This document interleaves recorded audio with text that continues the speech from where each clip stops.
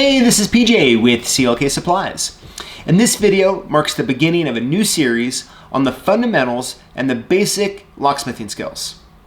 Now, I've had a ton of fun creating the How to Get It Done Locksmith Tip series, and I'll continue to make more and more of those. At the same time, I want to take a step back and I want to go over a bunch of the basic fundamental principles and skills that you need to do your job on a daily basis. So I figured the best way to get started would be to go over what happens when the top pins and the springs come flying out of the lock and you have to rebuild it. Let's get started. All right, now I'm going to be using just a basic grade 3 deadbolt cylinder. This one happens to be by City Lock. However, all grade 1, 2, and 3 cylinders are essentially the same when it comes to this. All right, so a lot of times, I've already taken that back screw cap off and the pin and spring that goes in that little hole right there. And so what I'm going to do is I like to turn it to, right about that 5, 10 o'clock. And I'm going to take the follower, I'm going to push it in, and then go ahead and rekey it. Now, a lot of times, though, when you start rekeying locks, it's easy to kind of get this step messed up here. And if you notice, is what all I'm doing is I'm taking the follower, I'm aligning it on the back, and I'm literally pushing the plug out and putting my hand right here just to catch it.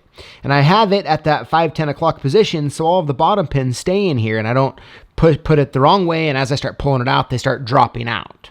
Okay. The same time, when you go to put it back together, you just do the opposite. You just take the plug and you push the follower out just like this, and you use your other hand just to catch the follower.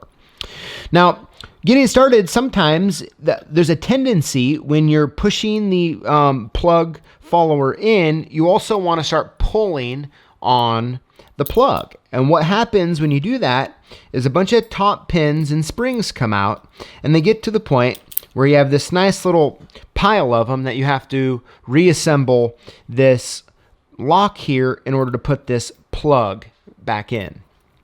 So I'm going to walk you step by step on how to put the top pins and springs back in here in a pretty quick, easy manner. All right, now I am going to be using these Lockfoy TW tweezers. I'll put a link in the notes below. If you don't have a pair of tweezers, you can really use any pair of tweezers. This set, as you can see right here, has a nice little cutout for the top pins, which makes it pretty easy, especially when you see how I'm grabbing the top pins here in a moment. So now this is a 5-pin cylinder, and so I'm going to do the 3 of them right here first, and then I'll flip it around and I'll do these back 2. All right, now if this was a 6-pin, I'd do 3 and 3. But as what you want to do is you want to take your follower. I like to, whatever side I'm going to put the most at the same time, I like to use the whole side and not like the side that has some extra cuts in it. So we're going to stick it in there. We're going to back it off 3 different chambers just like that. See those 3 right there?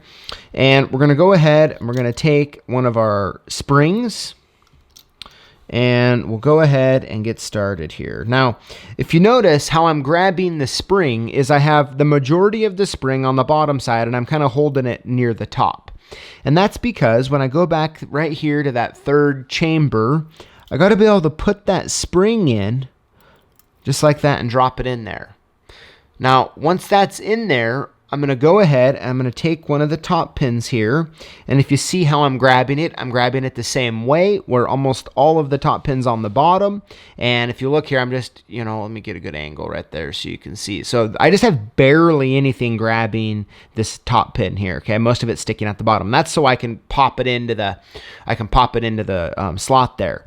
Now, sometimes when you do this, maybe they'll pop out and you have to start over. It's really not that big deal. Maybe it'll happen while I'm doing this. So is what you want to do is you want to go ahead and put it in that chamber. And then now what I'm doing while I have it pushed in is on the back with my pinky here, I'm pushing the follower, okay?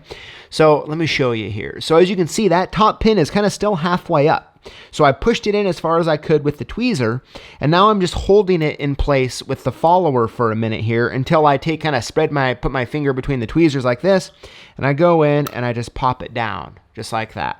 Now we're going to go to the 2nd chamber. And I'm just going to keep repeating this through the rest of the process. So I'm going to grab a spring towards the top. I'm going to go ahead and stick it down there. I'm going to go ahead and grab another top pin. See, when I grab that, there's not much sticking out, so I'm going to set that back down. I'm going to re-grab it so I have more sticking out. I'm going to go ahead and I'm just going to pop it in there. Once again, I'm kind of using all my fingers here at the moment, but I'm putting pressure on that top pin because it's only halfway down.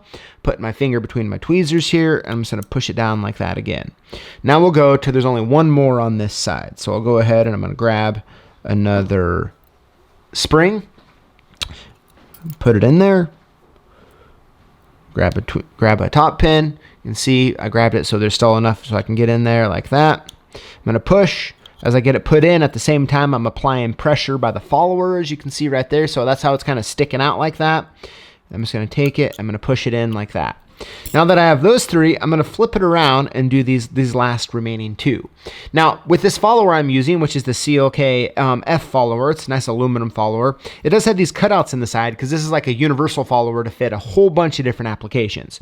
So I want to make sure that right here where the Bible is, where the spring and the top pins go, I want to make sure I have this nice big piece right here, and I don't want to try to do it like this. That's going to cause me problems. So I'm going to keep it just like that, and I'm going to slowly back it out 2 chambers just like that. Okay, now once I have it right there, I'll go ahead and I'm going to grab another one of the springs just like this. We'll go ahead and put it in, follow it up by a top pin.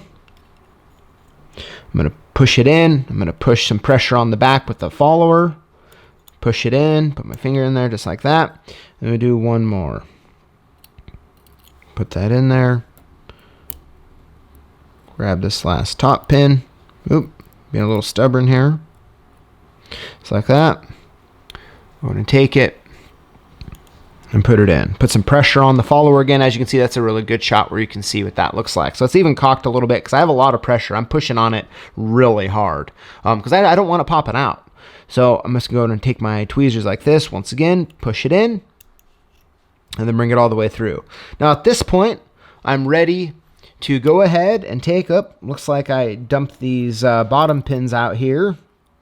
Let me go ahead and put these back in the order they fell out, and we'll put this lock back together. There we go. It's a perfect. That goes one over. It's a good real world situation right here, right? Sometimes when you're doing it and this falls out, it goes like that. That's just kind of how it goes. So we'll go ahead and put one more, that one back in right there. All right. So at this point, now we can go ahead and we can take the plug, and I'm just going to push the follower all the way back in. And there we go. That is how you rebuild the cylinder. Thank you guys for watching, and we'll see you next time.